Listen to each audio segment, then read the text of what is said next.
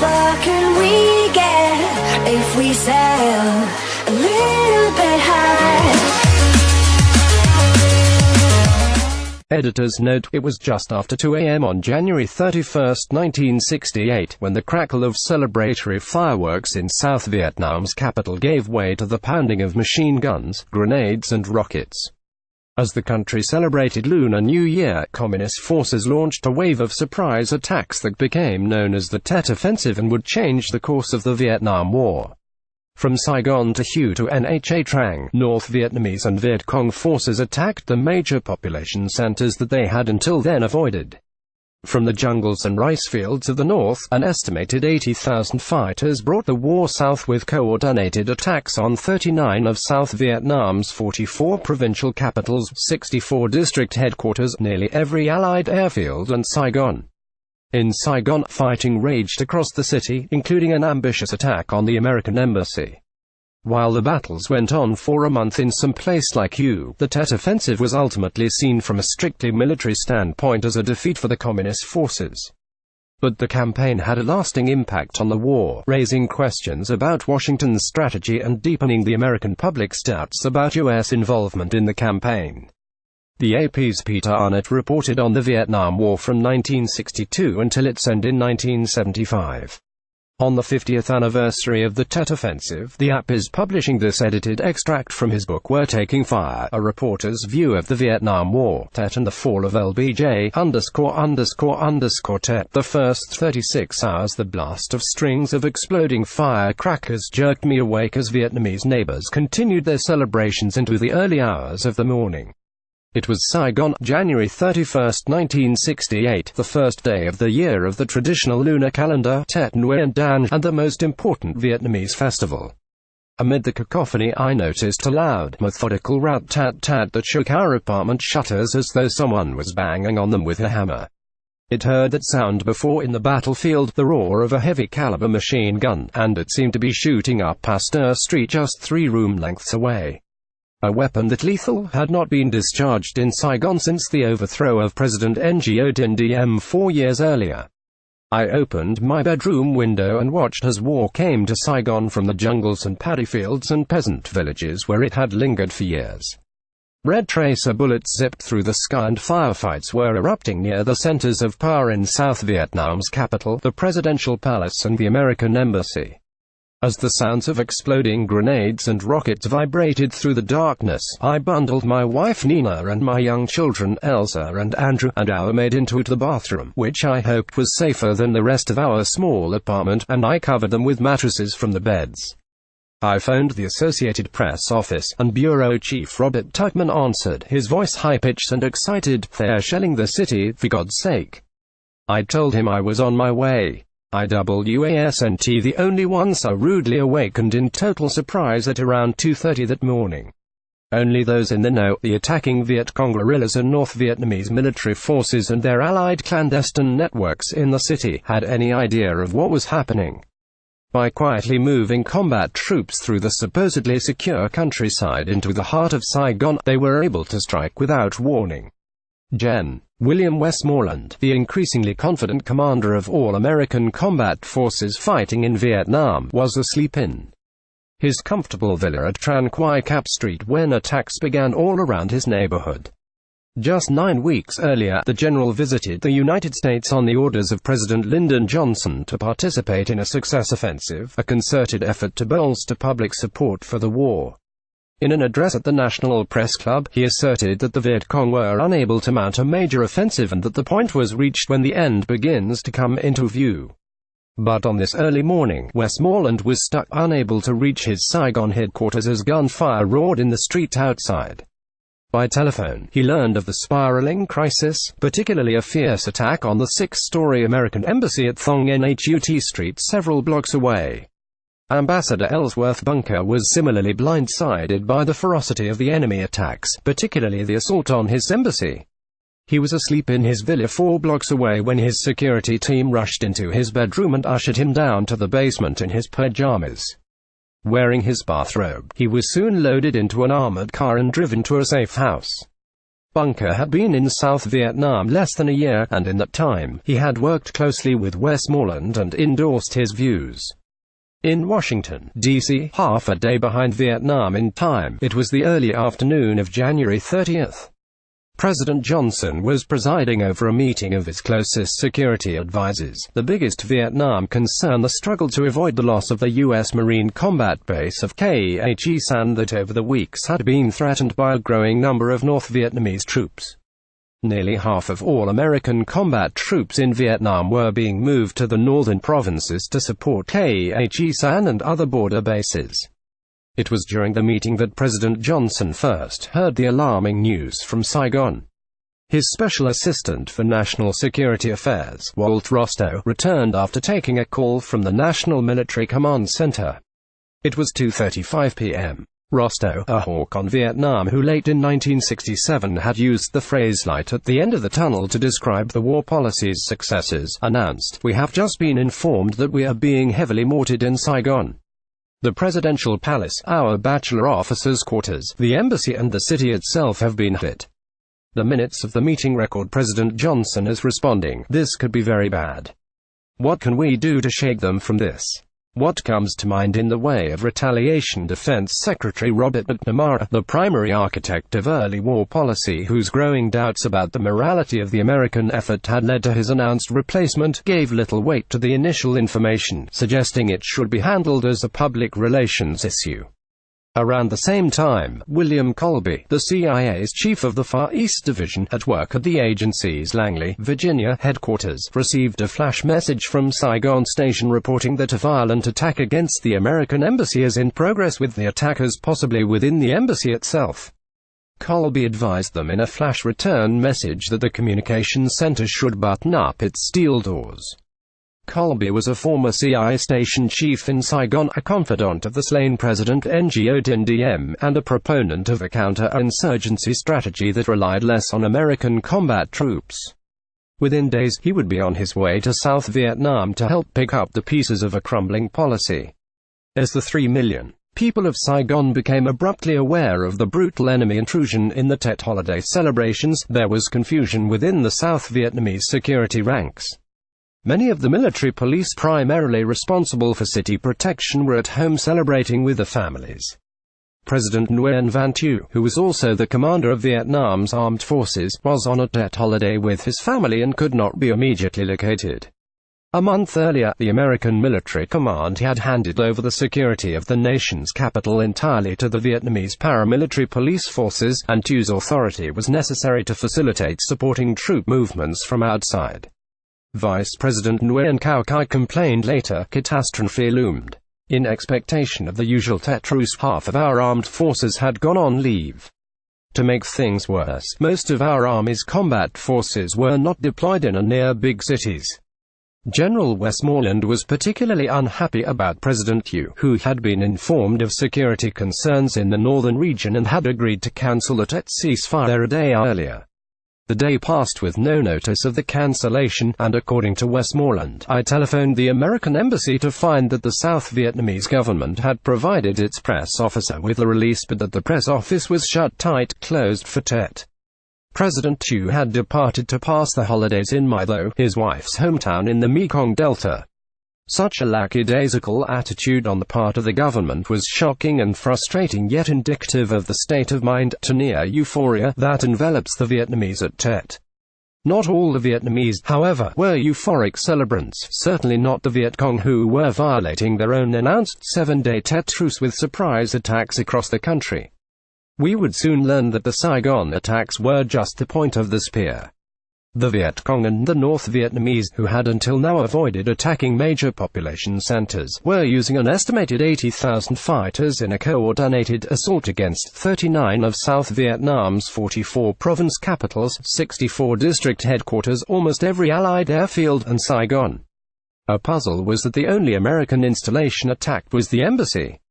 I said goodbye to my family to begin my reporting day, and opened my apartment door as a burst of heavy machine gun fire flashed through the darkness in the direction of the presidential palace 2 blocks away. I waited for a break in the shooting and stepped out into the lamplight, raising my arms in a friendly gesture to the invisible gunners behind the sandbags just down the street. I was in shirt sleeves and slacks, and I smiled and shouted "journalist" in Vietnamese. There was no reaction, so I just walked past them on my way to the app office. Our staff were on the telephones, reporting what best they could to our news headquarters in New York City. The American embassy was under attack, so was Tan Son Nhut Airport and the main Saigon radio station, the presidential palace, and Vietnamese security installations. We needed eyewitness stories, Bureau Chief Tuckman told me. I was joined by reporter colleague John Nance and photographer Joe Holloway, grabbing the keys to the office mini-jeep and setting off across the embattled city, the night sky bright with tracer bullets and the swinging arcs of parachute flares. We drove up a side street behind the presidential palace to get closer to the action. A South Vietnamese soldier stepped out in front of the jeep and signaled us to turn back, indicating that the Viet Cong had moved into a nearby unfinished building after their attack by rockets and hand grenades against the palace gate had been repulsed. As we turned, a hail of bullets splattered the street around us, sending us quickly on our way. One of the Viet Cong combatants who fired at us was a woman, Vu Minh Gia, 21 years old, who was among the 8 Viet Cong attackers who survived. She told her captors her assault team had sneaked into Saigon the previous evening, worried by the last-minute order to attack the well-defended palace. They were briefly fighting around the gate, she said, before retreating to the nearby house after 7 of the number were dead. They were shooting at anyone who approached until later in the day when they gave up. When I returned to the app office at 4:30 a.m., I received a call from Barry Zordian, the chief of the Joint U.S. Information Office, offering me a scoop, a phone interview with a top American official trapped in his 2-story cottage in a corner of the courtyard of the embattled embassy. "We just want you to get the story straight," Peter Zordian said. There were gunshot sounds and explosions in the background when I interviewed George J. Jacobson, the veteran embassy coordinator, who told me that several enemy commandos had blown a hole in the embassy wall an hour or so earlier and were roaming the grounds outside his cottage, firing bazooka shells at the facade of the shiny, new 8-story embassy chancery building. And the attackers were exchanging fire with snipers in buildings across the street. "They know I'm here," Jacobson, a 40-older man, told me in a whisper on the phone. He said his upstairs bedroom windows were already shot out by a rocket. He had armed himself with a hand grenade for a last-ditch stand. He was a cool one, a veteran of 9 years' service in Vietnam. His last comments to me were that the Viet Cong are calculating a big splash all over the world with their activities. I was intrigued by these comments from a senior official crouching in his bedroom and fearing for his life, but also figuring out a credible explanation for what was going on, that it was a communist publicity stunt. As I wrote the story for the app, I could hardly believe the audacity of the Viet Cong, who were not only assaulting the American embassy, but also launching vigorous attacks against a dozen other targets across Saigon, all at a time when conventional wisdom had them pushed to the ropes. The fate of George Jacobson and that of the embassy itself in the developing battle became an immediate priority for our coverage because it was the highest-profile target in the first hours of the offensive, and it was just 5 blocks away from the app office. We set off for the embassy on foot, heading up Tudor Street past the towering red-brick Roman Catholic Basilica, noticing security men in the adjoining park hiding behind trees, but they made no effort to stop us. Bursts of rockets and the crack of small arms drew us down Thong Nhut Boulevard, past the headquarters of the Texas construction giant RMKBRJ to Hai Ba Trung Street, and the corner of the block where the embassy, behind an 8-foot concrete wall, loomed above us in the darkness. We edged along the street and crouched down as small as we could make ourselves. The boulevard was a shooting gallery. Gunfire crackled over our heads and thudded into tree trucks and walls. American military police from the 716 Battalion had occupied an upper floor of an apartment building across the street and were directing fire into the embassy grounds. The Viet Cong inside were returning fire. The senior Marine guard at the embassy, Staff Sergeant Ronald Harper, was taking cover in the floodlit lobby when a rocket smashed into a window next to the wooden door, wounding a fellow Marine in the arms, face and legs. A few seconds later, the attackers dropped a hand grenade through the broken window as another rocket exploded against the door. Harper said later, "I figured the Viet Cong were coming in. I moved back to the armory to get my 9mm Beretta submachine gun, then I helped move my buddy upstairs. I figured we were in for it." He returned and fired a test burst from his machine gun and backed into the corner of the lobby, able to see through the steel grills in the open window. As more rockets thumped into the fragile concrete latticework on the embassy facade, Harper said, bits of searing hot metal took their toll on these trapped in the embassy. One Marine guard fell dead, 6 others were wounded, including himself. The first glow of a grey dawn lit the scene. We saw a bullet-riddled black Citroen sedan in the middle of the street, its driver slumped over the steering wheel. Outside the embassy gate were 2 other immobilized vehicles. There was concrete rubble scattered near them and a haze of dust in the air from the blasting the Viet Cong had done to make the way into the embassy grounds. I wondered what had happened to George Jacobson, and I was told by a Marine Captain, Robert O'Brien, who had arrived with Marine Guard reinforcements, that he had been in radio communication with Jacobson and a handful of embassy staffers in the Chancery on overnight duty. He said, "I've relayed to them the word from command headquarters they would have to hold out because a counter-attack would be too dangerous in the darkness." Inside the embassy, the duty officer, 32-year-old Alan Vent, was asleep in a cot in room 433 on the 4th floor of the embassy when the attack began. He later recalled, "Suddenly the building was hit by a loud explosion. Automatic weapons fire broke out and rockets began to thud into the building. I quickly retreated to the more secure and better-equipped communications room where a specialist, James A. Griffin, was on duty." A call to the ground-floor Marine Security Guard post revealed that at least one Marine Guard, Staff Sergeant Ronald W. Harper, was alive and functioning. The Viet Cong attackers, at that point, were not in the building. I placed and received phone calls from the White House Situation Room, the State Department Operations Center, and the American Military Command in Saigon. I spoke regularly to embassy officers at the off-site command post set up by Ambassador Bunker. As the siege wore on, we pleaded with the U.S. military command for relief. We were told an armored column was on its way. It never arrived. One helicopter finally did land on the roof and evacuated a wounded Marine. But to my consternation, I also discovered that 2 armed American military personnel, including a Marine whose presence I had not detected, also took off on the chopper, leaving the lone Marine on the ground floor and a few civilians and me to fend for ourselves. There is no available record on whether this incident was followed up. As the morning brightened, John Nance and I, still concealed near the outside wall, saw military policemen crawling along the exposed gutters and the sidewalk next to the embassy wall up ahead of us, moving into position for a counter-attack while others were gathering in formation to assist them. A dozen Huey helicopters came in low over the gardens at the Saigon Zoo end of the street, heading towards us. I realized they were going to attempt an infantry assault against the embassy. Nance, who had taken shelter behind one of the immobilized vehicles, watched as an MP rose to his feet and slammed his shoulder against the wrought iron embassy gate. It swung open and the military policemen rushed inside as the roar of exploding hand grenades and automatic weapons fire erupted. I could see the first of the helicopters hovering over us, trying to land on the embassy roof.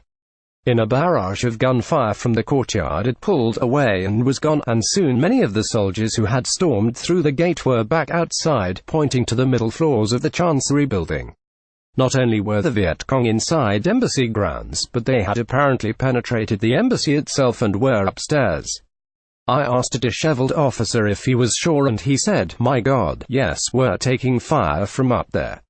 Keep your head down." I ran to the construction building down the street where the night porter let me use the phone to send my story. Ed White calmly took my dictation, and I returned to the corner of Hai Ba Trung where newspaper and television colleagues were assembling to cover one of the most sensational actions of the whole war. An hour later, a second helicopter assault was launched, and we saw soldiers from the U.S. Army's 101st Airborne Division jumping to the Chancery roof and beginning the descent through the building. I saw correspondent Howard Tuckner of NBC and his cameraman Vo Hein follow a military police squad through the front gate into the embassy grounds, and we were all soon joining them, gasping at the evidence of the fierce struggle inside. A large hole had been blasted through the protective wall, the Great Seal of the United States was bullet-riddled and knocked down from above the door, and the lobby was a tangled wreck.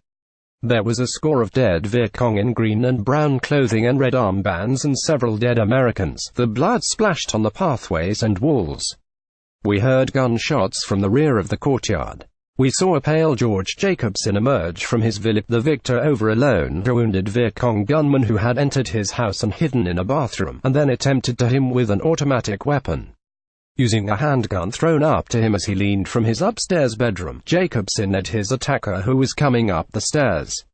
19 of the Viet Cong attackers were dead and 1 was captured.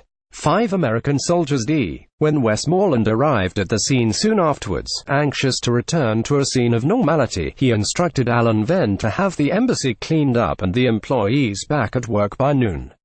Venn said later, this was quite unrealistic. Fighting was raging all over the city. At mid-morning, the 32-year-old diplomat drove home in his bullet-scarred car parked at the back of the Chancery. Its windshield was shot away, but at least he could drive it.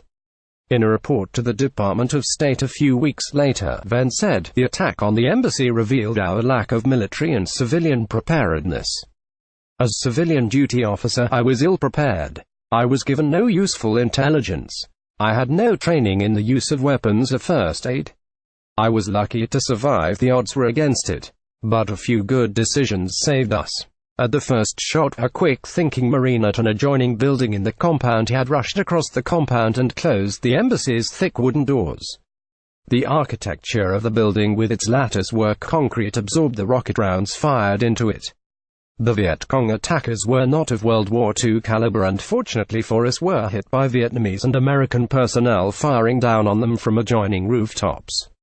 A concerned President Johnson, glued to the 3-wire service newsprinters running in his office, checking the evening newspapers and watching television news, was impressed by Westmoreland's strident assertions of victory while standing amid the bloody carnage of the American embassy courtyard and saying that no Viet Cong had penetrated the inside of the Chancery.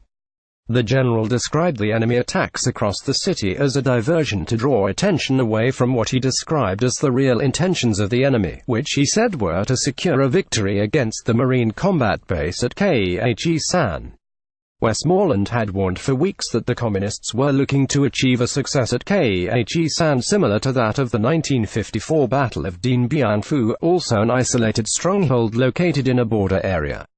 The major defeat there had forced the French to withdraw from Vietnam after a 10-year struggle to re-establish its colonial territories following World War II. In Washington, President Johnson saw Westmoreland's confident assertions of victory as an antidote to the rising clamor of criticism in Congress and in the media over war policy. He messaged Saigon that the general should give 2 news briefings each day rather than the planned single appearance. Accordingly, Westmoreland appeared at the Press Center auditorium where the official daily late afternoon briefing, nicknamed the 5 o'clock Follies, was being held. He doubled up on his optimism, describing the massive attacks as a major go-for-broke offensive, but I anticipate that the enemy will shortly run out of steam. He also announced that the important central Vietnamese city of Hue had been cleared of enemy forces. But officials later had to retract that statement because the old imperial capital had already fallen to Viet Cong and North Vietnamese troops after a few hours' battle. Control would be relinquished there only after a brutal 24-day struggle primarily fought by U.S. Marines. And fighting was continuing in several other provincial capitals including Con Tum, Bien Tre, Phan Thiet, Ban My Tho and Can Tho, all indications that this was more than a communist diversion but a major offensive planned and implemented over several months while America's attention was on the northern provinces. Westmoreland would soon personally experience the persistent dangers existing in Saigon at this time. He was required to move to the headquarters of the American Military Assistance Command because his own residence remained insecure. Louis Sorley, who wrote a biography of the general, quoted Brigadier General Zeb Bradford, then a field-grade officer and aide-de-camp, "It was humiliating for Westmoreland. He couldn't get out of his own headquarters." That first day, the senior generals assembled in a makeshift dining room for the evening meal. The mood was grim, even despondent. It appeared that all that had been achieved over the years had been for nothing. The gloom was made complete when a stray bullet smashed through the window in the room where the generals were eating. With as much dignity as possible, these senior officers had to evacuate themselves to a safer part of the building. In the morning of Day 2 of the offensive, Associated Press photographer Eddie Adams and an NBC television crew encountered General Nguyen Ngoc Loan, the cold-eyed national police chief, on a street near the An Quam Pagoda. He was directing a clean-up operation by some of his uniformed and heavily armed police units, and stopped to chat with the newsmen. General Loan had friends in Washington. President Johnson, at the White House meeting where he first learned of the Tet Offensive, was urged to make sure General Loan kept his job as national police chief, despite criticism from American officials in Saigon who had previously sparred with him over security issues and his heavy-handed behavior. Secretary of Defense Robert McNamara said, "I recommend that we need to keep General Loan in charge of the Saigon police. He should not be removed, as some of our people in the State Department are recommending. At least until we find someone better." CIA Director Richard Helms said, "I agree." McNamara said, "He is the best security chief since Diem's time.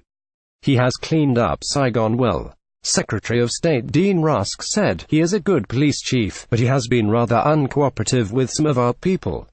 Standing alongside General Loan in the late morning heat on a street empty of traffic and civilians as gunfire echoed around the silent buildings, Adams saw a group of helmeted police talking loudly as they approached with a handcuffed Vietnamese man in civilian clothes in the midst.